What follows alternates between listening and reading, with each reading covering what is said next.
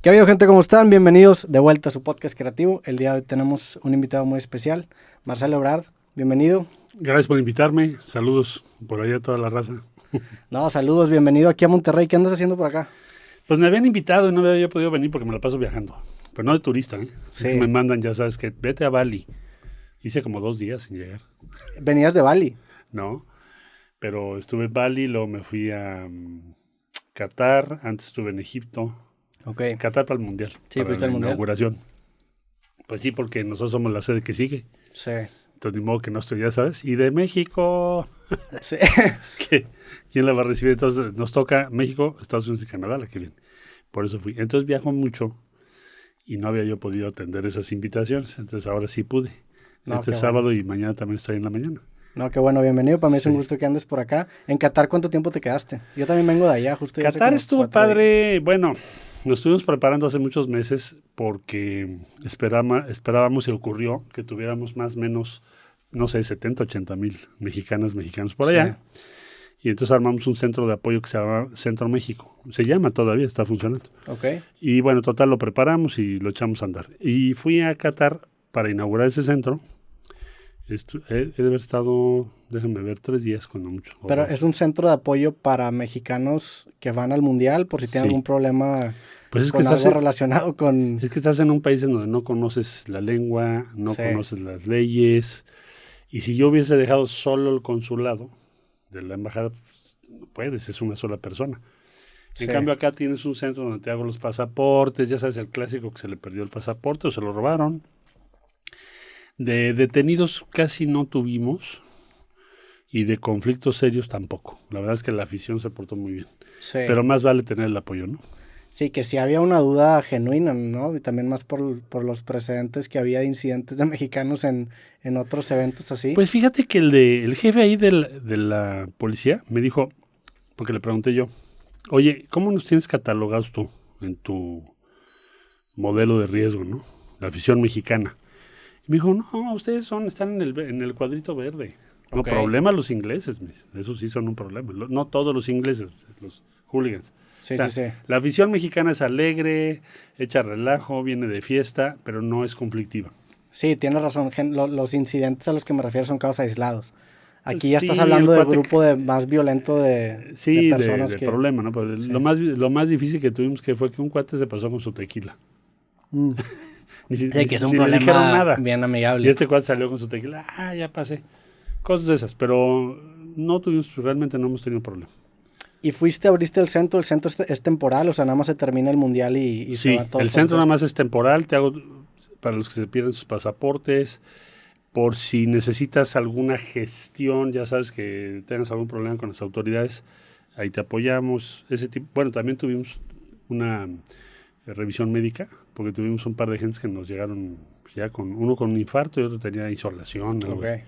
Pero muy bien, nuestra afición, súper. Claro, no había cervezas y eso. Sí. Entonces, se fueron al México Fest, que teníamos en nuestra zona. Que era como también me tocó ir ahí, era como una iniciativa privada, ¿no? De bares que empezaron a armar ahí su... Pues son unos cuates que creo que lo han armado en varios mundiales, me dijeron. Pero pagas, no me acuerdo, creo que $10 pagas y luego tú compras lo que quieres allá adentro. Sí. Pero sí tienen permiso para la cerveza y eso. Pero la gente se portó muy bien, la gente va pues alegre. Claro. O sea, eso vas, ¿no? Sí. Ya te acostumbraste, me imagino, que la vida de estar viajando, ¿no? O sea, trabajaste en la ONU como 4 años, ¿no? Pues estuve en la ONU en un programa que se llama Safer Cities, en síntesis. Reunía a todas las ciudades del mundo que han tenido éxito y decirles cómo le hiciste para que tu ciudad esté segura, ¿no? Y entonces cada ciudad te va diciendo y aprendes mucho. Entonces estuve trabajando en la ONU y sí he viajado muchísimo, porque en la Cancillería tienes que viajar, tienes que representar a México. Claro. Entonces ando del tingo al tango, como quien dice. Y digo, me interesa saber qué son indispensables para ti a la hora de viajar. O sea, ¿qué es lo que no te puede faltar? Lo que llevo normalmente llevo mi maleta, la pequeñita. ¿A qué bien? Lo indispensable que son mis chicles para la noche. Tengo esa. Hay quien fuma, yo fumé muchos años, pero ya no. Pero son chicles de tabaco. No, ¿Chicles? normales, unos chiclitos que traigo. Ok. Esos, de menta. Esos basic, ¿no? No, esos los son como Juicy Fruit. Esos sea, me encantan. Y si no los llevo, digo, ya se me olvidó. Y luego imagínate en Bali, Sí. sin va a tener. Aparte de esa marca. Bueno, de eso llevo mi cajita donde llevo mis cosas, así que te diré, mi crema de rasurar, todo lo que necesitas para el día a día. Mi pijamita, o sea, siempre digo, lo que yo ponga en esta maleta, por si se pierde la grandota, ¿no? Y si puedo no llevar grande, no la llevo. Ok, o sea, tienes una maleta chica por si la grande se pierde, puedes sobrevivir, claro. Es clásico que llegas y mi maleta no llegó, señor, llega mañana. Sí. Y tú ya sabes de shorts en la junta ahí del G20, sí. ¿No? Oye, tus bermudas, ¿qué onda? Es que no llegó mi maleta. Entonces, llevo lo indispensable en una maleta pequeña y me ha funcionado bien. Fíjate que a mí este año me tocó también viajar mucho, más que nada por grabar. Y lo que acabé haciendo es que ahora siempre tengo una maleta. Yo no documento, viajo con una carry-on. Que mejor. Sí, y la verdad es que yo solamente uso camisetas blancas y negras. Entonces soy muy... No necesito tanta ropa. Lavas una ya, ¿no? Ajá, o si no compras allá o incluso las dejas, que sé que a lo mejor no es lo más ecológico del mundo, pero me resuelve ese problema. Pero me sirvió mucho el tema, por ejemplo, de duplicar equipo, porque antes para viajar tenía que desmontar este estudio y luego era un problema porque pues le agregas fricción al proceso. Ya teniendo el estudio empacado o la maleta hecha, ya te vuelves todavía más ágil. Claro. ¿Tú tienes así o tú te empacas cada vez que...? No, yo tengo todo hecho. Ya. Ya estoy armado a ese sistema. Claro, yo tengo una ventaja, que en cada país que llegas hay una embajada. Sí. Entonces te apoyan, no para tus cosas personales, pero no necesitas llevar tantas cosas. Si requieres algo, ahí lo resuelves. Pero bueno, y luego aprender mucho de los aviones, porque también tienes que saber a los horarios, porque si no, sí te afecta mucho el jet lag. Sí. ¿Y entonces, cuál dirías que es la clave para no llegar con jet lag? Buscar vuelos que coincidan con el tiempo horario para que tú puedas, si puedes, dormir. Y si no se puede, pues entonces quedarte despierto lo más que puedes. Son los dos extremos. El primer día es clave, ¿no? Cuando llegas a un lugar, sí. Y si te equivocas, no. Sí. O sea, si viajas cuando no debieras, sí te afecta mucho. Claro, sí. Te afecta 2 días, ¿eh? Pero sería como aterrizar cuando es de mañana en esa ciudad, sí, y aguantarte ese día para dormir en la noche, exactamente, ¿no? Justo en el vuelo de rumbo a Qatar me tocó a unas brasileñas que se pusieron hasta la madre y no pude dormir. Llegué en la mañana y cometí el error de dormirme hasta la tarde y la sufrí casi una semana por haber... ¿Ese fue el error? Sí, por haber hecho, sí. No hay que hacer eso. Pero bueno, si no te dejan dormir las brasileñas. Sí, está muy cabrón. Además ya se fueron del mundial ahorita, sí. ¿no? Sí, hasta y verlos tristes estuvo extraño porque sí, todo el mundial hasta se sentía una cierta condescendencia de Brasil hacia el resto de los equipos, como que ya se veían con su sexta Copa del Mundo y no... Pues es que yo los vi jugar maravilloso, sí, ¿no? Y de repente, ¿qué pasó? Sí. Me sorprendió a ti, ¿no? Sí, claro. ¿Y por qué fue eso? No sé. No lo entendí, porque son penaltis, ¿no? Sí, digo... Lo malo de los penaltis es un volado, man. Y también el tema de la selección nacionales es que aunque sean muchos jugadores, sí hay un proceso de aprender a jugar juntos que muchas veces no se da porque no juegan juntos todas las semanas. Entonces, a lo mejor jugadores que son muy buenos en sus clubes, en la selección si no tienen ese mismo apoyo o esa misma estructura en la cancha. Puede ser, sí, no tienes razón, pero yo los vi jugar muy bien, ¿eh? Sí. Pero bueno, en fin, eso fue una sorpresota. Sí. Sí, la verdad, tus viajes en general de trabajo, ¿en qué consisten? O sea, fuera del viaje ahorita de Qatar, generalmente es diplomático, es... El viaje normalmente consiste, llegas, te preparas, tienes normalmente una reunión bilateral con el país que visitas. Okay. Tienes tus pendientes con ese país. Si vas a una reunión, por ejemplo, el G20, pues tienes que estar en las diferentes reuniones del G20. Normalmente la negociación más compleja es qué es lo que se va a declarar. O sea, en qué estamos de acuerdo los 20. Okay. Y te puedes tardar mucho. Por ejemplo, nosotros metimos todo el tema de género, o sea, igualdad de género y todas las causas, porque nosotros tenemos una política exterior feminista. Uh-huh. Y había un grupo de países que dijeron, no, pues no queremos que se diga, no en esta ocasión, en una ocasión anterior, no queremos que se diga nada de género. Le dijimos, ¿cómo crees? O sea, eso para nosotros es un bottom line, okay, como el caso de México. Entonces, esas declaraciones que tienes que negociar es ver cómo concilias un solo párrafo donde todos los 20 estén de acuerdo. Por ejemplo, ahora, ¿cuál era el reto? Pues imagínate Rusia y Ucrania, pues Rusia es parte de los 20. Claro. Entonces, fue y con que haya uno que no esté en sintonía con todos, se vuelve ya sabes, todo. oye, no, eso me hizo muy esto. Total, al final se llegó a un párrafo y los rusos lo aceptaron. Entonces, primera vez que se hace una declaración donde se habla de Ucrania y Rusia, que los rusos aceptaron que se manejara, que se tratara. Entonces así son, eso es uno de los puntos que ves cuando vas de viaje. ¿Esto cuándo fue? ¿Hace cuánto fue esta reunión? Esto de Bali acaba de ser. Esto fue en Bali, pues de ahí venías. De ahí me fui a Qatar. ¿Y la declaración que salió a la luz, cuál fue? O sea, ¿cuál fue eso? La declaración que salió a la luz establece o se manifiesta en favor de que se pueda encontrar una solución pacífica lo más pronto posible al conflicto. Y se menciona el conflicto porque el punto de partida era no queremos que se mencione el conflicto. Ok, de los rusos, sí. Inicialmente. Y de China también. Y de China también. También China dijo, sí, esto no es político, esta reunión del G20, ¿por qué quieren meter eso? Bueno, no es político, estoy de acuerdo, pero tenemos inflación, hermanito, sí. Por el conflicto de ustedes. Tenemos inflación en todo el mundo y subió el precio del petróleo en todo el mundo. Entonces sí lo tenemos que tratar y por eso al final se trató. Ok. Es otro ejemplo, ¿no? ¿Y qué perfiles te encuentras normalmente en esa reunión? O sea, ¿te ves identificado con tu contraparte de otro país? Ah, mira, ahí está, o no tienes tanto ese perfil. Pues con unos sí, con otros no, pues depende con quién, ¿no? Porque sé que el tema de negociar no es algo nuevo para ti, o sea, llevas bastante tiempo haciéndolo. Incluso en el gobierno de Salinas te tocó con los zapatistas, si no me equivoco, ¿no?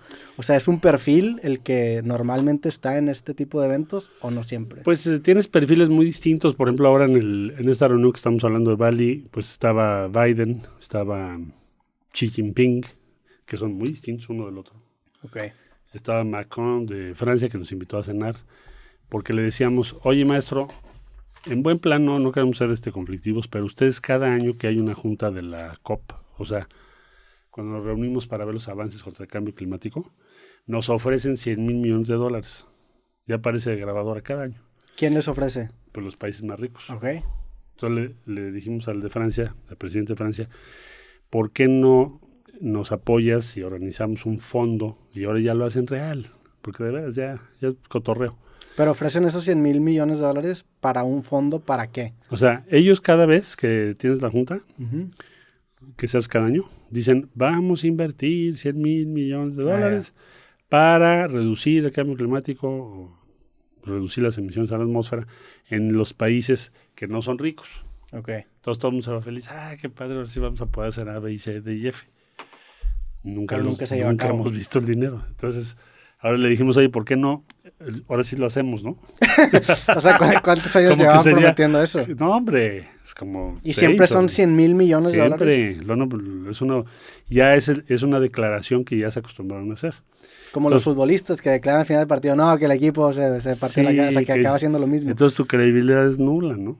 Entonces le dijimos a Macron, oye, ¿por qué no nos ayudas tú que eres del Club de los Ricos? Para decirles, oigan, pues hagamos un fondo, ya metan el dinero al fondo y empezamos a aplicar proyectos. Y les decía yo, América Latina, aunque pues, no tenemos tanto dinero, ya tenemos un fondito de adaptación. Adaptación es los huracanes, que está subiendo el nivel del mar, o sea, ya el impacto, ¿no?, del cambio climático, que sí es muy grave. Por ejemplo, aquí fue sequía, es sequía. Entonces, el fondo de adaptación es para financiar todo lo que tienes que hacer. Por ejemplo, en el caso aquí sería, bueno, ¿qué tenemos que hacer para que tenga agua Monterrey de lo que ha perdido, virtud al cambio climático? Caribe, pues en vez de tener 10 huracanes, ahora tienes 26, mano. Sí. ¿Verdad? Bueno, entonces se aceptó y finalmente ya se aprobó. Ojalá ya lo podamos ejercer para la COP de este año, de 23. ¿Y hay un organismo que hace responsable a las partes por las declaraciones de años previos o es el mismo grupo? O sea, no hay consecuencias en ese sentido. No hay una consecuencia porque finalmente la ONU no es más que la voluntad de los países, no tiene poder sobre ti. O sea, no le hemos delegado posibilidades de sanción, salvo que lo apruebe el Consejo de Seguridad y normalmente siempre se bloquea. Pero alguien lo veta. Y hay un poder, pero si hay un poder sutil, por ejemplo, en si te sacan de ciertas mesas que puede tener impactos ya económicos del mismo. O sea, ¿qué pasa si la ONU te dice, sabes que ya no te invitamos? Es muy raro que no te inviten, muy, muy raro. O sea, por ejemplo, hace poco sacaron a Rusia de la Comisión de Derechos Humanos a la ONU y yo creo que fue un error. Okay. Entonces, no es habitual que saquen países, porque la idea es que todos estemos en el mismo sistema, con sus obligaciones, ¿no? Sí. Entonces, tarjeta roja, digamos, aquí, pues imagínate, se va al país, pues ya no tiene obligaciones. Claro. Con la ONU. Entonces, no es habitual ese tipo de, digamos, expulsiones. ¿Qué es lo que queríamos decirles? A ver, ustedes tienen que cumplir lo que están diciendo ya. O sea, no es de que sancionemos, mano. O sea, es de que ya... O sea, estás hablando de un cambio tremendo en el clima en todo el mundo y ustedes siguen echando rollo. O sea, no se puede. Sí. Entonces, pues, ya se va a instituir este fondo y yo espero que logremos aterrizar ese dinero este año, de 23. De eso se tratan esas reuniones. Claro. ¿Cómo fue la transición de entrar precisamente al puesto que tienes ahorita de secretario de Relaciones Exteriores viniendo de un break en el mundo político que tuviste, ¿no? Bueno, a mí se me fue encima Peña Nieto porque no sé si te acuerdas que salió todo un escándalo sobre la casa que se llamó la Casa Blanca. Sí, de hecho creo que fue uno de los primeros videos que hice, es el ¿Ah, sí? el de la Casa ¿Te acuerdas Blanca. todo ese relajo? Sí. Bueno, entonces le fueron a decir que yo lo había armado. Ok. Que yo había ¿Que tú habías armado el escándalo que se generó? Sí, que yo había armado el expediente, algo así. Yo no tenía ni idea, hombre. Yo estaba en una boda, sí, en una boda en Puerto Vallarta que me invitó un amigo. Bueno, resumen, a raíz de eso se me fueron encima. O sea, el presidente, el secretario de Gobernación, el de Hacienda, la UIF, ¿no? Ya sabes, auditorías, bueno, la de siempre. Entonces, no me dejaron ser diputado. Yo quería ser diputado y no me dejaron.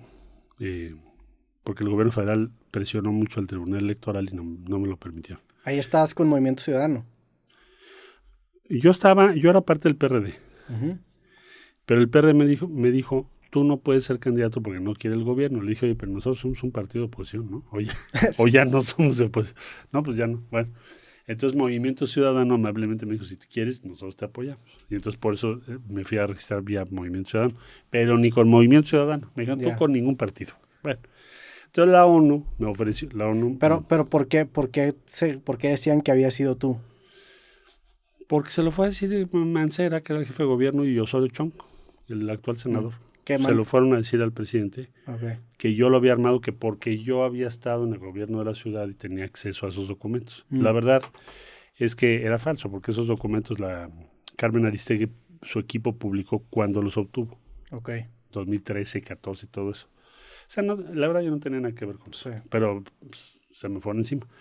Entonces, como no me dejaron hacer nada, ni ser diputado, ni nada, la ONU me dijo, ¿por qué no te vienes a coordinar un programa que se llama Safer Cities? Quiere decir, ciudades más seguras. Le dije, ok. Entonces, estuve un tiempo coordinando ese programa muy interesante, que ya había yo sido dirigente de eso en 2012. ¿Dirigente de este mismo programa? Sí. Ok, no sabía. Sí. ¿Y estudiaste Relaciones Exteriores en tu carrera o qué? Estudié Relaciones Internacionales en el Colegio de México. Yo quería ser sociólogo. ¿Querías ser sociólogo? Sí. ¿Por qué? Porque se me hacía como fascinante todo, cómo explicar qué pasa con la sociedad. Es decir, cómo puedes entender las tendencias de la sociedad. Eso a resultas de un libro que creo que estaba yo en prepa, que leí de Emile Durkheim, que es sobre el suicidio. O sea, la pregunta que él se hizo, que quizás fundador de la sociología, es ¿por qué se suicida la gente? Primera. Y segunda, ¿por qué se suicidan más en un punto, en una ciudad, y no en otro? Es su pregunta. Entonces, todos sus libros, como tratar de explicar científicamente la respuesta. Bueno, entonces me hacía fascinante, ¿no? Pero en ese libro, ¿qué tan determinante es el ambiente de la ciudad para llevar a una acción así? Me imagino que muy determinante. Él establece varias hipótesis de trabajo y dice, bueno, está muy difícil predecirlas, pero lo que me gustó muchísimo de ese libro fue la exploración, la propia pregunta, ¿no? Y él esboza ahí varias posibles respuestas. Pero el asunto es de que yo quería estudiar eso porque decía, ¿cómo puedes? Como que es muy apasionante entender a la sociedad. Sí. Bueno, si logras algún día llegar a eso. Sí, aspirar a tener un modelo te aviso. Decir, oye, ya lo entendí. Bueno, porque en realidad es muy impredecible, es muy complejo, lo que tú quieras. Pero dirías que cualquier cosa o sea, incluso los modelos matemáticos, pues a lo mejor funcionan en un universo que nosotros vemos como el total, pero seguramente hay ciertas variables que influyen que se nos escapan, porque a fin de cuentas estamos condenados a los sensores que son nuestros sentidos para medir la realidad. Sí, siempre vas a tener bueno, incluso en matemáticas y demás tienes conjuntos borrosos, hay muchas cosas en matemáticas que, al contrario de lo que suponemos, no son exactas. Bueno, o sea, mides lo inexacto. Sí, claro. ¿De qué tamaño de inexacto? Entonces, pero bueno, yo quería estudiar sociología, pero vi el programa de Relaciones Internacionales y me gustó mucho, porque llevas estudios que tienden a la misma explicación, pero con más herramientas. Entonces, llevas derecho, llevas historia, llevas economía, llevas sociología. Entonces dije, este programa me gusta mucho. Y entonces me metí a estudiar Relaciones Internacionales y así llegué. Ahora, yo llego a Relaciones Exteriores yo empecé a trabajar en 83, man. Sí. Llegué en 2018, o sea, me tardé un poquito. Empieza a trabajar porque te gradúas como en el 80, ¿no? Y ahí conoces a Manuel Camacho.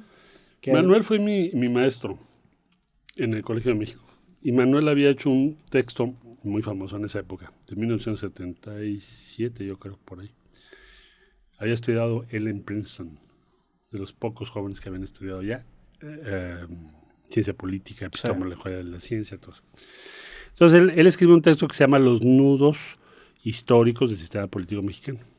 Es un libro, es un artículo más que un libro. Okay. Muy brillante. Y total, fue mi maestro. Y era un maestro muy exigente. Y cuando salimos de la universidad, del Colegio de México, él me invita a trabajar. Y por eso empiezo a trabajar con él en el año 83. Que él está involucrado en la campaña de Miguel de la Madrid. Y ahí te empiezas a involucrar en la vida política. Pero previo ya sabías que te ibas a seguir un camino, pues como el que acabas Pues siguiendo. me interesaban todos los temas políticos, ¿no? Okay. Y cuando yo entré al Colegio de México, me pidieron un ensayo en el año 77. Bueno, un ensayo, vaya, de 4 o 5 cuartillas. Y ahí puse, bueno, a mí lo que me interesa es estudiar, ver todo esto, tratar de entender la evolución del sistema político, porque debemos evitar que vuelva a ocurrir otra cosa como la de 68. Ok. O sea, que mataron a unos jóvenes solo por lo que pensaban. Sí. Ahora te estoy hablando de una época, para que nos situemos, donde el candidato del PRI fue candidato único. No hubo ningún candidato. Cuando yo estaba en escuela, entré a la escuela, no había ningún candidato de oposición. Sí. Solo ¿Esto fue en las elecciones de Miguel de la Madrid o fue en no, la de López Portillo. De López Portillo. Okay. Sí, de López Portillo. Y ese era el México en el que estábamos viviendo. Por eso tenía sentido lo que te acabo de decir, si no, pues no se entiende de qué habla esta parte. Entonces, de eso. Y entonces yo tenía una inclinación por los temas políticos y sociales, como lo acabo de explicar. Está interesante porque sí le metes un acercamiento sociológico en el sentido de que lo que querías era encontrar un patrón para evitar que se repita, ¿no? O sea, evitar que se repita y cómo podíamos hacer una sociedad en donde fuera más abierto. Es la época de las grandes... España estaba por hacer su cambio a la democracia, había muerto Franco, un dictador. Sí. Entonces, era como en ese momento pensaba yo, como mi generación, es el gran momento para hacer un cambio en este sistema, que pues nada más hay un candidato, es un solo partido prácticamente. Y nos tocó después la reforma política, electoral. Sí. Y después me invitó Manuel, pero ya en 83, ya en el sexenio Miguel de la Madrid. En esa reforma política, ¿tú te involucraste como observador o en qué estabas involucrado? Pues yo estaba en el Colegio de México y nos invitó un maestro que quise mucho, que murió, que se llamaba Rafael Segovia. Nos invitó a algunos de los alumnos que quisimos o nos interesó, para que fuéramos una especie de, sí, como observadores del proceso de reforma política, que es cuando se crean los diputados de representación proporcional. Okay. Se modifica la ley electoral, se crea una comisión que lleva las elecciones, etcétera. Esto estaba hablando en 1979, sí. Man. O sea, eso ya llovió. ¿Y por qué necesitaban esa supervisión? ¿Era por votación? O sea, ¿qué era lo que podía salir mal? ¿Por qué la observación nuestra? No, era para que aprendiéramos nosotros. Ok, era un proceso didáctico. El objetivo era, a ver, ¿a ti te interesa esto? Vente, ve los debates, escúchalos, ¿no? Okay. Participa. Entonces realmente fue un privilegio que nos hayan invitado, porque tuvimos acceso a aprender de qué se trataba esta discusión sobre la reforma política. Estaba proscrito el Partido Comunista, proscrito fuera de la ley. De izquierda prácticamente no había partidos, solamente estaba el Partido Popular Socialista, que había sido un partido que había fundado Lombardo Toledano, no aburro, eso te hablo ya ahí de los años, casi 100 años vamos a cumplir, de que se fundó eso del PPC. Entonces, esa reforma electoral sí fue muy importante, porque dejaste de tener a una parte de las ideas políticas de México fuera de la ley. Ok. Sí. Y después de esto, cuando te gradúas y te invitan a trabajar, ¿qué fue lo primero que empezaste a hacer? Lo primero que me encargó Manuel fue la coordinación de una cosa que se llamaba Programa de Empleo. Ok. Y ahí había gente pues, muy connotadas, había exgobernadores, había agentes como Manuel Aguilera Gómez, que acaba de morir, por cierto, que después fue el autor, en buena medida el operador, de la reconstrucción de la Ciudad de México después del sismo. Entonces aprendí mucho de esas personas. Fue una gran oportunidad, yo tenía 23 años. Que a ti el sismo te tocó regresando, porque te fuiste a París a estudiar, ¿no? Me fui en 84, regreso. Bien interesante en Francia porque recién había ganado François Mitterrand, entonces había llegado el socialismo al poder. Era muy interesante qué es lo que iban a hacer. Entonces me tocó esa época. Regreso y efectivamente en 85 el sismo, fue muy impresionante, fue algo que me impactó mucho. Es más, el día del sismo iba yo rumbo a la oficina que estaba en el centro y tuve que parar el cochito que tenía yo porque el vaivén era tremendo. Pero deja tú eso, está a la altura del viaducto. Uh-huh. Y de repente voy viendo una nube gigante, se cuenta que no sé, como si fuera un hongo de esos de bomba atómica. Sí, sí. De color gris y café. Gris y café más o menos. Entonces me fui caminando al centro.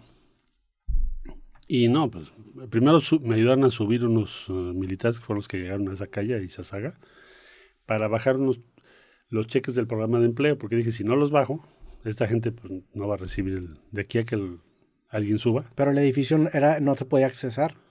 No se podía accesar por escaleras y demás, pero lo hicimos por afuera. Ok. ¿Y te subiste ahí a sacar los cheques? Sí, porque dije, pues no, la gente no va a cobrar. Me angustió eso y le dije a una cuadrilla que había ahí de soldados ayudando, le dije, ¿me ayudas? Un teniente. Me dijo, te ayudo. Entonces subimos y lo bajamos. Y luego nos quedamos ahí trabajando, ayudando gente, y había mucha gente muy afectada. Pero fue muy impactante el impacto humano. Es muy difícil de describírtelo. Había 250,000 personas sin vivienda en la calle. Y mucho sufrimiento. Fue un momento muy, muy, muy difícil. Y después Manuel me dijo, oye, pues ya nos vamos de esta secretaría, ahora vamos a otra. Y tenemos que hacer... ¿Ahí Manuel era el secretario de Desarrollo Urbano en ese entonces o qué? Era subsecretario y lo nombraron secretario de Desarrollo Urbano. Ok. ¿Y tú estabas como? Con él, pues, como asesor. Como asesor. Sí, no tenía yo un cargo importante. Y pues nos fuimos a esa talacha a organizar la reconstrucción de las viviendas. Se hizo un convenio hubo muchas organizaciones que surgieron en ese momento. Para que te des una idea, eran como 5,000 frentes de trabajo. O sea, principalmente vecindades que se habían caído. Ok. Entonces, ¿qué tenías que volver a hacer? Eran vecindades la gente pues pagaba rentas muy económicas. Muchas solamente tenían un baño por piso.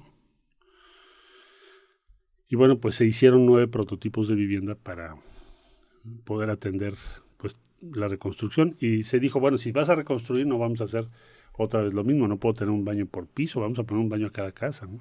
Se hicieron 9 plantillas de los cuales se escogían dependiendo de la zona geográfica que eran eficientes para que no, pues mejor que la construcción de antes, ¿no? En cuestión de eficiencia. Mejor que la construcción de antes y que tuvieras un espacio digno, ¿no? Porque los de antes eran muy chiquitos. Entonces se hicieron más pisos para acomodar. ¿Y cuánto se tardó todo esto? Año y 2 meses. Okay. O sea, fue muy rápido, se hicieron 90,000 viviendas. ¿Y después de ahí qué pasa? ¿Se termina terminó la reconstrucción y después Manuel fue designado jefe del departamento del Distrito Federal, que era como... Ahora ya no existe, ahora es jefe de gobierno, ahora es electo, antes te nombraban. Okay. Y ahí me invita y fui secretario de gobierno. Con sí, eso. Bueno, pues ahí aprendes muchísimo, ¿no? Y en este puesto fue donde te tocó todo el conflicto de los zapatistas, en Chiapas. De ahí nos habíamos ido a Relaciones Exteriores. ¿Cuándo habrá sido eso? ¿Noviembre? Sí, noviembre del 93.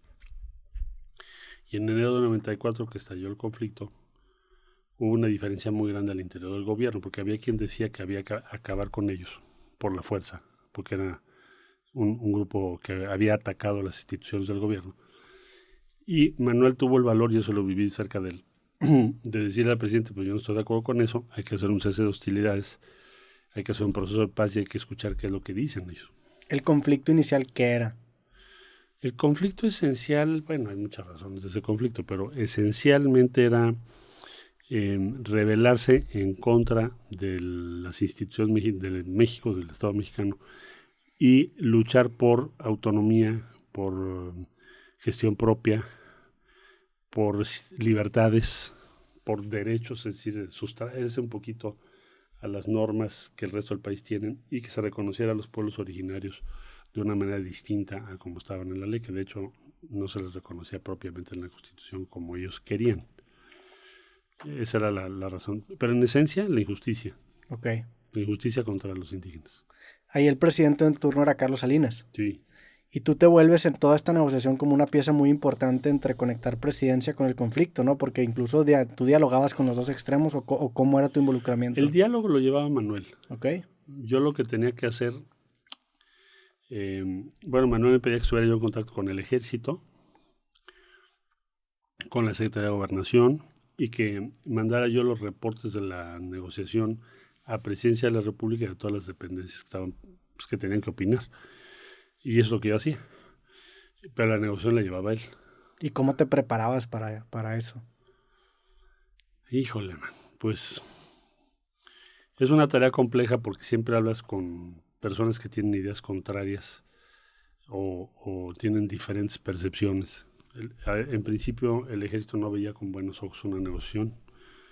En gobernación no veían con buenos ojos que fuera en la catedral, donde fueron los diálogos. Hubo que decretarlas. ¿Fue en la catedral? Sí, de San Cristóbal de las Casas. Ok. ¿Y no lo veían con buenos ojos por el Estado laico o por...? Sí, no lo veían con buenos ojos porque veían demasiado peso del obispo de San Cristóbal. No veían con buenos ojos que fueran la sede de es decir, en la catedral. Sí. Entonces, pues siempre cuando haces procesos de intermediación, eso va a ocurrir. Entonces mi tarea era contribuir a que fuera posible dialogar. ¿Cómo te preparas? Pues, todos los días tomas aire.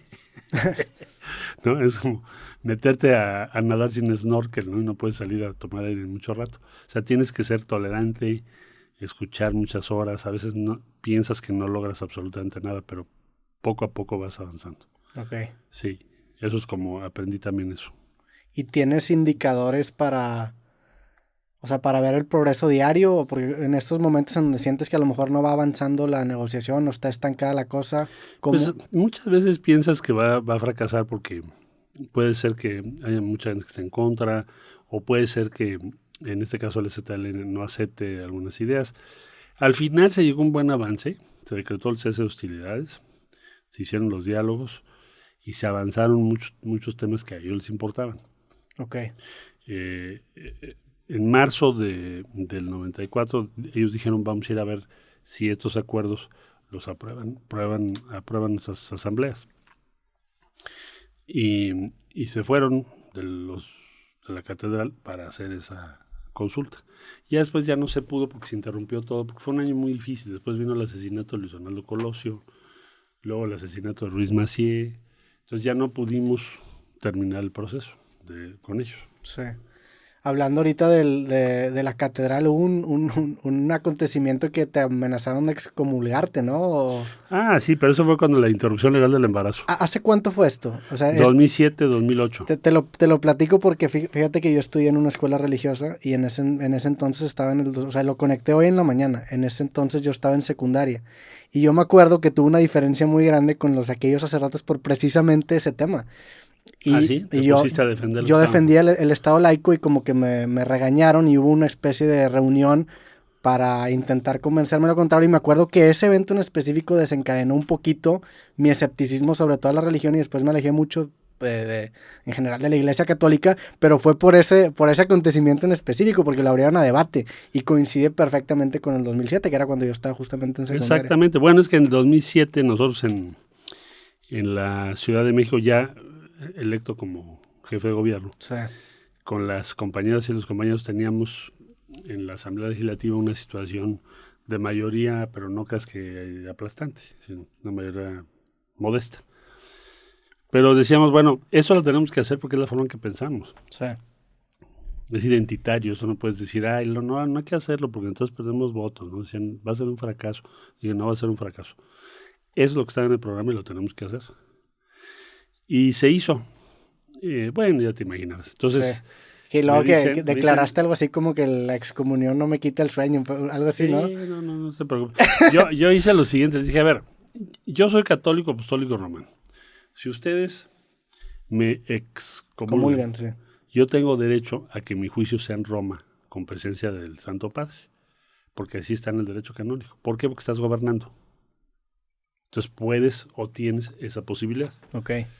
Entonces yo les contesté eso, bueno, si me quieren excomulgar, pues entonces que sea el juicio allá. Me dijeron, no. Pero el juicio religioso, vaya, o sea, bajo las leyes religiosas. Sí, okay. Pero que sea allá. Pero que sea, te imaginas la argumentación, sí. Ya estaba yo preparando todos mis argumentos. Iba a ser un buen juicio. Y finalmente ya no le dieron curso. Sí. Pero la amenaza sí existió, o sea, sí fue una declaración, ¿no? Que hizo, sí, claro. ¿Qué fue? ¿Que era el arzobispo? El arzobispo primado de México, sí, si no mal recuerdo. Ok. Y en tu experiencia, ¿qué tan arraigado está el tema religioso al tema gubernamental? ¿En México? Ajá, comparándolo, por ejemplo, con Estados Unidos, que también se ve mucho la presencia de la religión en ciertos, pues incluso en el billete sale In God We Trust, o sea, ¿qué tanto es laico el Estado aquí a comparación de otros países que te ha tocado visitar? Bueno, aquí es mucho más laico, porque la diferencia, batallas, confrontación que hubo entre la Iglesia católica y en su momento los liberales fue tremenda. Y cuando triunfan los liberales, desamortizan los bienes, o sea, los confiscan y luego los ponen en venta. Okay. Entonces el pleito era una iglesia que controlaba más de la mitad de la tierra.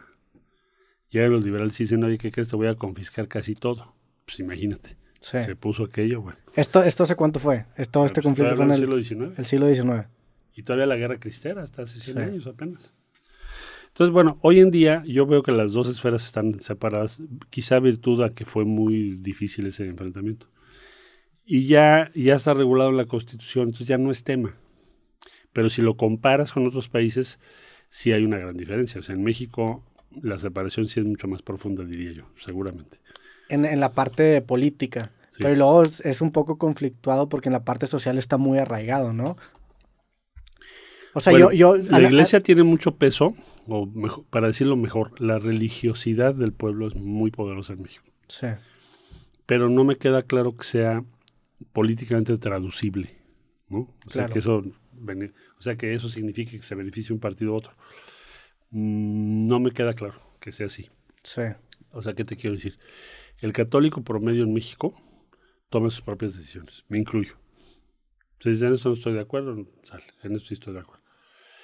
Y pues tienes una cierta caída relativa en el porcentaje de personas que te dicen que son católicas.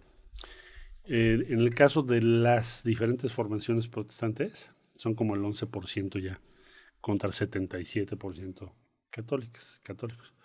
Y los que han crecido un poco son los agnósticos, que ya son como el 13% de la población. Si no mal recuerdo, son los números. Entonces ya es una sociedad muy distinta a la que era hace 50 años, ¿no? Sí, está interesante porque a lo mejor se da como que esta impresión superficial de que crece el agnosticismo, que implicaría a lo mejor un poco de progreso si lo queremos ver así, pero también hay otras formas esotéricas de ver la vida que están ahorita en su apogeo, ¿no? Pues sí, o sea, acaban llenando ese mismo hueco. O sea, por ejemplo, todo el tema ahorita de la astrología y todas estas cosas que son pseudo religiones, la cabala, acaban fungiendo ese mismo rol. Entonces es un dato incluso engañoso.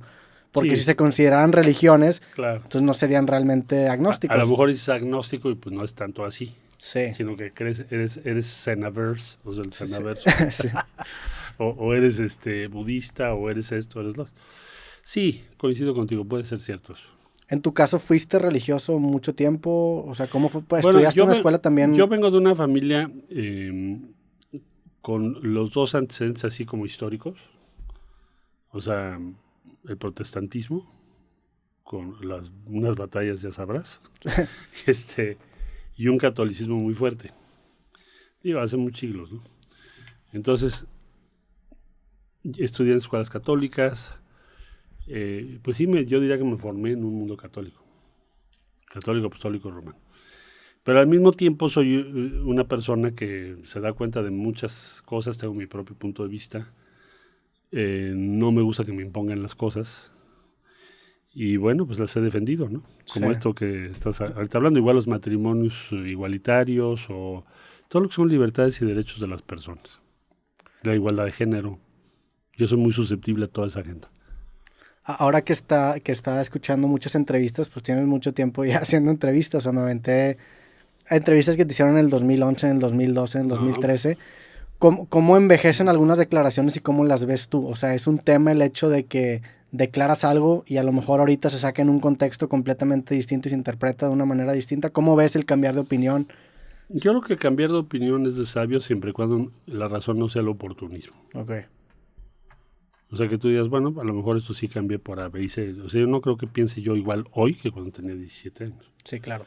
He aprendido muchas cosas en el camino. Y puede ser que haya tenido ideas en donde yo estaba equivocado. Porque te das cuenta y dices, no, esta idea que tenía yo no vuela, no es cierto. ¿Hay alguna que te acuerdes, por ejemplo? O sea, te lo pregunto porque me identifico. Yo también he dicho algunas cosas hace algunos años que digo, ¿sabes qué? Ahorita ya no lo defiendo. En ese momento pensaba... Pues, por ejemplo, en ese tema religioso, yo en secundaria pues, era muchísimo más apegado, digamos, a lo conservador, que cuando llegué a preparatoria, cuando llegué a la jefatura de gobierno, y dije, bueno, fui haciendo una idea que decía, bueno, la protección de las libertades, por ejemplo, ¿por qué alguien te va a decir a quién amar? Dije, no, eso no puede ser. Sí. Eso está equivocado. Cada persona tiene que decidir a quién ama. ¿Por qué alguien te va a decir qué religión vas a tener? Pues, ¿quién sabe? O sea, un cierto relativismo, ¿no? Es decir, tienes que tolerar y entender a quien no piensa como tú. Y entonces eso lo vas adquiriendo, yo pienso, con la experiencia. Es una especie de sabiduría que pues en el tiempo vas teniendo. Sí. Entonces, lo que sí está muy mal es que hoy digas una cosa y mañana otra por oportunismo, porque alguien te dio un cargo, porque ganaste más lana, porque no eres auténtico, o sea, no defiendes lo que crees. Y eso hoy en día yo creo que no te lleva a ningún lado, pero he visto mucho eso también en la vida. Sí, claro. Sí, mientras sigas un proceso cognitivo que evoluciona, pues es válido el cambiar de opinión. Pues algo que sea auténtico, sí. ¿No? O que digas, ¿sabes qué? Pues esto no me latió, ya cambié de idea. Sí, claro. Por A, B y C. Ahorita, ¿qué ideas son las que traes en la cabeza? O sea, ¿de qué estás leyendo en este momento? ¿Qué te gusta? ¿Qué estás explorando? Bueno, leyendo, yo leo muchísimo y soy medio desordenado para leer. No sé si te pase. Sí, un poco. O sea, que empieza a la mitad del libro en vez del página 1. Bueno, no, tampoco. O sea, abres un libro desde que voy a empezar. Abres un libro y dices, oye, qué padre, qué interesante. Soy medio desordenado porque no tengo el privilegio de tener el tiempo suficiente para decir, voy a leer este libro y luego el que sigue y así. Sí. Entonces ando dejando libros por todos lados. Pero amo los libros. Siempre me han encantado. Y porque es un asombro, ¿no? Cada libro que lees con algo nuevo.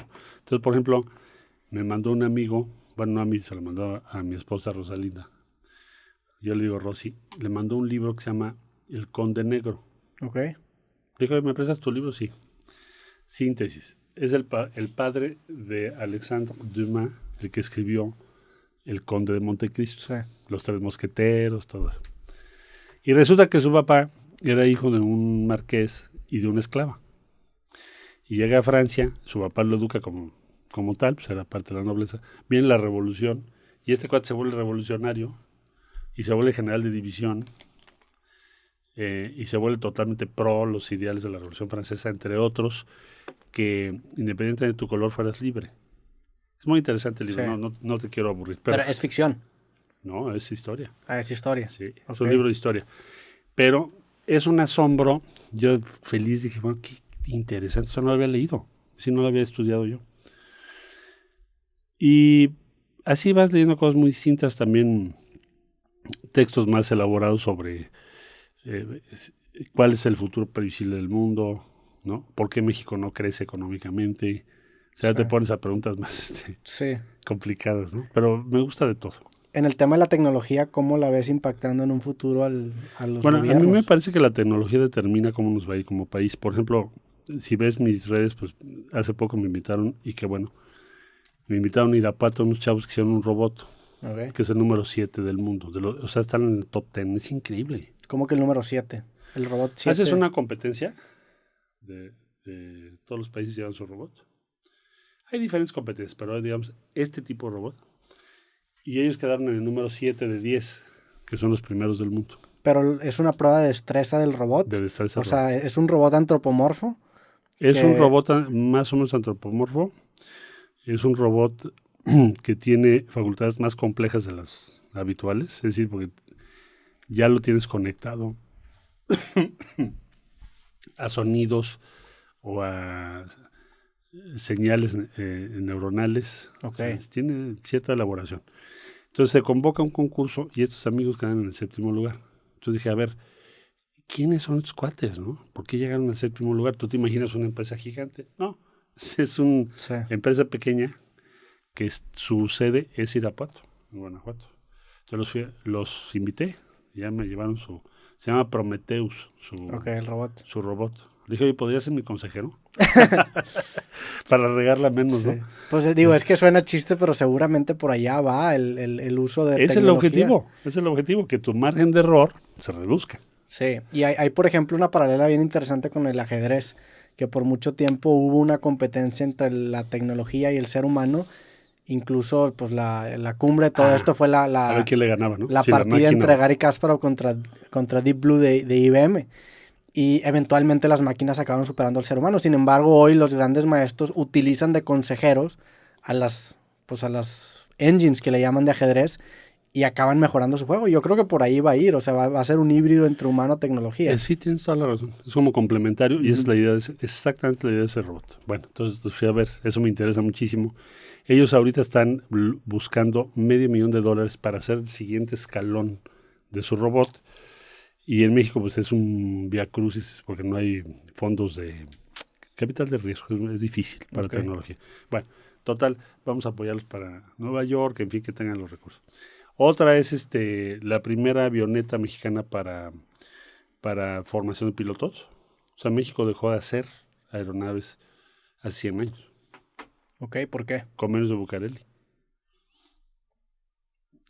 O sea, Estados Unidos, dícese que a cambio de reconocer al gobierno del Obrador, entre otras, no es una cláusula escrita, igual es un mito, una leyenda, pero haya sido eso o bien otras razones de otro corte, lo cierto es que no hemos hecho ni un solo avioncito, salvo para fumigar en todo el periodo.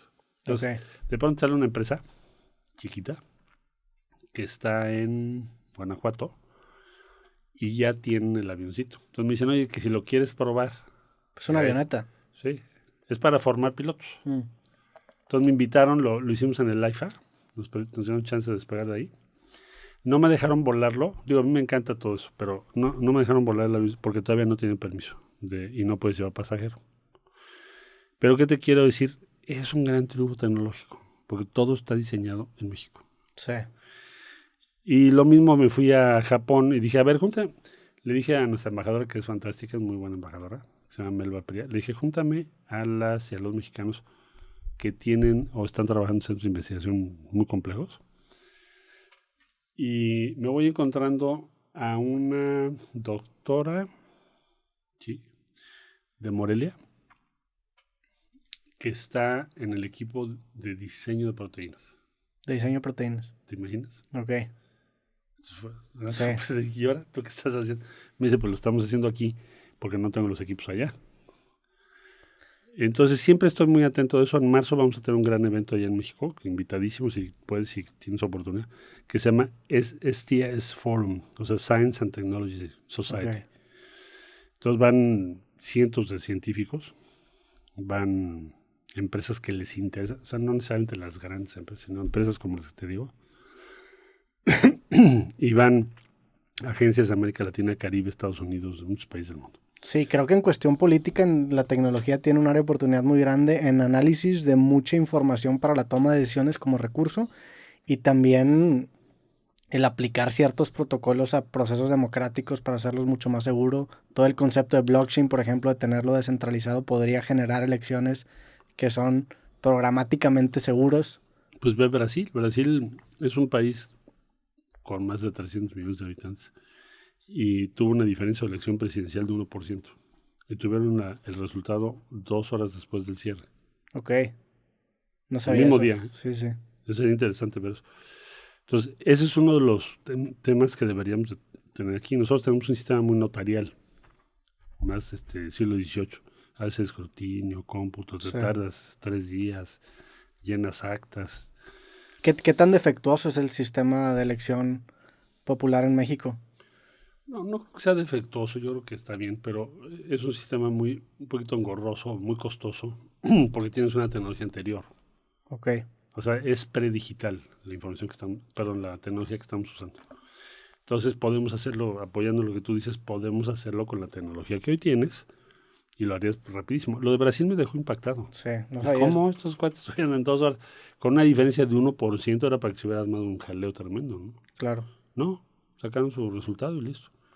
Me ¿Y gustó su sistema porque es electrónico el voto. el sistema ahorita en México se presta también para hacer fraudes? O sea, ¿es algo que sí es un tema? O sea, ¿es una preocupación genuina o es como... Yo creo que en México ya el sistema como tal de elecciones no le veo yo que sea fraudulento. Pero lo fue en algún momento, ¿no? Sí, cuando yo Porque me acuerdo, digo, con Calderón hubo un tema en el No, justo en el bueno, 2006, ¿no? no, bueno, claro que sí, se acreditaron todas las irregularidades. No, por supuesto que sí lo ha sido. Hoy no lo veo así, entre otras razones porque no veo un interés del gobierno de alterar una elección. No hay tal cosa. Pero a lo que voy es que podríamos cambiar la tecnología, como tú Ok. dices, y estoy de acuerdo 100%, y tener una tecnología digital, incluyendo a los mexicanos que están fuera. Porque en Estados Unidos, imagínate si te vas a ir a sacar la constancia y la credencial y todo Sí. eso, no. A ver, maestro, pues ¿por qué no ponemos una aplicación? Por cierto, me encontré una empresa mexicana que se dedica a evitar los fraudes digitales por identidad. Ok. Está basada en San Francisco. Entonces, no sabía yo. Pero es una aplicación que corres encima de otra aplicación, o sea, ¿qué fraude Tienen una digital serie es? de sistemas para probar tu identidad. Identidad. Y entonces, pues en una de esas podríamos empezar a usar eso para simplificar todo el sistema. En vez de estar Sí. haciendo filas y Sí, como claro. es hoy. Sí, eso con todo el tema del metaverso se va a volver un problema muy grande, el comprobar realmente que seas tú la persona que está representada dentro de una pantalla o dentro de un sistema, ¿no? Sí creo que hay un área de oportunidad muy grande en todo eso. La tecnología va a cambiar el mundo. Bueno, me acabo de traer de la India inmunoterapia, que es pues una especie de edición genética de células T Ok, para tener inmunoterapia contra el cáncer. Quiere decir que te tomo de médula algunas células, se modifican, se vuelven a poner en su lugar y tú, sin ningún tipo de intervención, acabas tu sistema inmunológico con las células cancerígenas. Es increíble, eso ya está funcionando, autorizado sí, por FDA. qué cabrón. ¿Te imaginas? ¿Eso dónde lo viste? En la India lo acabamos de firmar, lo vamos a traer a México. Ok. 2023 con Instituto Nacional de Nutrición. ¿Lo van a traer que la tecnología? Sí, la vamos a hacer en México. Órale, qué cabrón. O sea, pues es que de eso se trata, ¿no? Sí. Es de lo que estabas tú hablando. Sí, sí, sí. Te cambia la vida.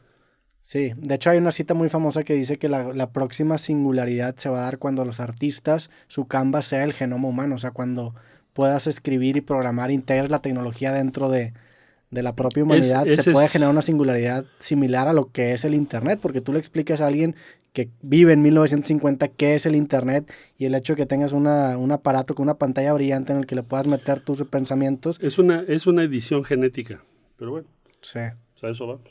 qué cabrón. Me voy a tener que cortar esta conversación Porque ya, en un ratito, sí. ok. ¿En cuánto tiempo te tienes que ir más o Pues menos? si quieres vamos cerrando. Ok, pues bueno, digo... Perdón lo abrupto, pero es que si no... Sí, sí, sí. Digo, alguna cosa que en específico que quieras tomar, digo, tengo... Bueno, de lo que yo... Bueno, si me das chance después seguimos platicando. Sí, claro. Que no sea la última. Hablamos cuando quieras. Sí. Yo lo que te diría es, bueno, ¿qué es lo que pienso en síntesis? Pienso que México tiene ahorita una gran oportunidad, lo que dije hoy en las presentaciones, por el estrés geopolítico que hay en el mundo. Tenemos una buena chance, o diría yo, tenemos como el viento a favor, para poder crecer más rápido y cerrar la brecha de pobreza en México, que es increíble, porque que un país con la economía que tenemos tenga la mitad de la población en pobreza es incomprensible. Eso hay que modificarlo. Sí. Y tenemos la posibilidad de hacerlo. Es lo que yo creo. esencialmente. Ahorita dentro de Morena están en una especie de precandidatura para ver quién va a ser el próximo representante en las elecciones. Sí. Tengo entendido que van a hacer una encuesta similar a la que te tocó hacer, ¿qué año fue? En el 2011 con López Obrador. Sí, nos pusimos de acuerdo con una encuesta y la hicimos en aquel tiempo. Okay. Es lo mismo ahora, nada más que se va a hacer creo que en julio o en agosto. Mañana nos va a decir el presidente del partido en un evento. Ahorita no hay fecha en donde... Dijo que habían dicho agosto, pero ayer me dijeron que a lo mejor julio. Bueno, julio o agosto se va a hacer. Primero con todos los que se apunten dentro de Morena. Y después ya con los que queden de finalistas. Serían 2 encuestas. Te escuché también hablar un poco sobre lo importante de las preguntas que quieren hacer, porque tengo entendido que en su momento en la que estuviste con López Obrador hicieron 4 o 5 preguntas, ¿no? Y tú ganaste 2 y él ganó 2 y luego perdiste una por muy poco, ¿no? Por 1.6. Entonces, yo estaba pensando que quizá lo más sencillo es que hicieran una simulación de urna, ¿no? O sea, que tú pongas a quién prefieres y no meternos en este vericueto de las preguntas y que si unas valen. O sea, nada más a quién, este o este. A ver, maestro, pues ahí tú ponle qué quieres y ahí me la pones. Sí. Ya. ¿Y esa encuesta cuántos idealmente van a participar? ¿2, 3, 4? Tienen que participar como 30,000, yo creo. Ok. ¿Y dentro de esos 30,000 va a estar abierto al público? ¿A cualquiera? Cualquiera se puede meter a votar. ¿Y quién regularía un procedimiento pues así? Tiene que haber varias empresas participando. Eso es algo que queremos discutir y que se tiene que definir para el mes de enero. Ok. ¿Cómo se va a hacer? Porque sí tiene muchas complejidades. Claro. Sí. Entonces ya te estás preparando para eso. ¿Van a anunciar la fecha? Pues ya en enero nos tiene que citar el presidente del partido y decir, a ver, señores, esto es así y así. Sí. Señoras, señores, ¿no? y con eso nos organizamos. Te tienes que ir ahorita, digo, tenía más temas y si no lo podemos continuar después, pero... Sí, lo continuamos otra vez si me das chance. Sí, claro. Pues va. Yo voy a estar viniendo. Y si quieres también sirve que vemos retroalimentación y preguntas. Y sí, todo. Como que siento que terminó medio raro, pero... Pues digo, sí, porque nos faltan muchas cosas. Sí, digo, me están diciendo que ya nos tenemos que ir. Va. Pero, pues bueno, justo quería retomar ya saliendo de la etapa de Carlos de Salinas, lo de Colosio, cómo te sales tú del PRI. Pero no hay problema, yo me comprometo contigo, eso lo podemos hacer como en 3. Va, o sea, la próxima vez vengo a hacer las 2 y vemos también qué nos preguntan. Ok. Para contestar preguntas y todo. Va, buenísimo. Pues muchísimas gracias por darte el tiempo. Quedamos entonces con la puerta abierta para echarnos mil gracias para ti. Este es el capítulo 1, ¿no? Nos faltan como 2. Este es el capítulo 1. Capítulo 1, porque este podcast está, ¿no? Es una serie. Sí, pues yo encantado, la verdad. Tenía bastante tiempo agendado para esto, pero sin problema lo podemos continuar en otra ocasión. Yeah. Te agradezco muchísimo. Pues bueno, Marcelo, y un saludo a todos, Gracias. Pues bueno, Marcelo, gracias por darte la vuelta. A toda la gente que escuchó o vio este episodio creativo, les agradecemos. Los mandamos a tus redes sociales. Estás activo en TikTok, en Instagram, en todos lados. Que te busquen como Marcelo Ebrard. Ebrard, E-B-R-A-R-D. Y pues bueno, aquí así nos despedimos a todos. Les mandamos un fuerte abrazo y nos vemos en el próximo episodio creativo. Que estén muy bien. En el 2. Sobres. Gracias. Ya está, gracias. Perdón la... Sí, no hay problema. Sí faltaron bastantes cosas, la verdad. Sí son como 3 horas. Sí. Va. Pero lo hacemos como quieras, y te agradezco muchísimo que me des esta oportunidad. Sí, no, gracias a ti. Y son buenas preguntas. Sí. Nos tomamos la foto por eso.